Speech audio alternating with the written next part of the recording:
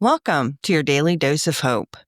I'm Phyllis Nichols, and I'm glad you're here. Wouldn't it be nice to have perfect days where everything goes as planned? You're feeling in flow, and the effortless achievement just brings in everything that's helpful and honorable and kind. You know, perfect, we know, is not really possible, right? We're not perfect people. But a few years ago, I attended a seminar with Donald Miller, the developer of Storybrand and the method and the book. He's written several other books as well. One of his other books is called Hero on a Mission. And one of the things that stuck with me beyond the marketing info that he shared was his idea of planning for your ideal day, the perfect day, in fact, the best version of your work and yourself and everything that's included in that. But he didn't really stop there. He really talked about planning for perfect while understanding that it's not always going to be possible. And so, what's the point? Well, for one, it's not settling for what we think is possible. Instead, it's really giving some thought to what we want to be possible.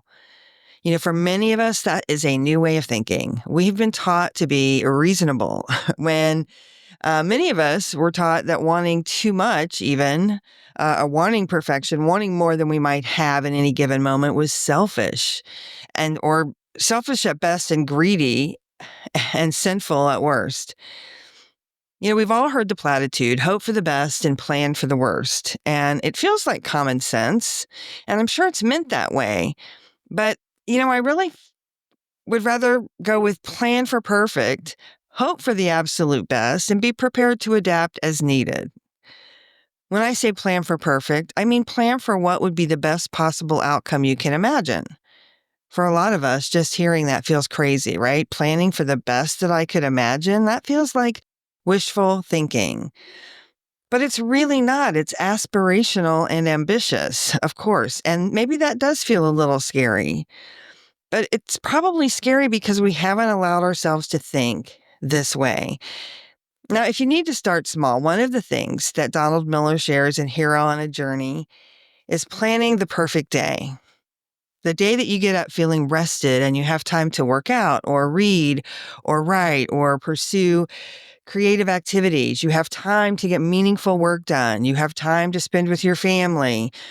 Just whatever would come into play in your version of a perfect day, whatever that would feel like for you. And I'm not talking about the perfect vacation day.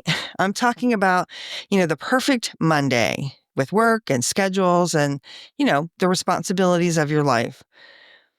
He indicates that he does this regularly, and every day doesn't really fall into that perfect plan. It doesn't always go that way, but some days actually do because he's planned for it and he's really given thought to what is it that I always want to make sure I include in my perfect day scenario. So today, I hope that you'll try planning out for the perfect and hoping for the absolute best outcomes. What we do today and how we think about what's possible, it really does shape what tomorrow looks like. I hope you have a good one, and I'll be back tomorrow with more dose of hope.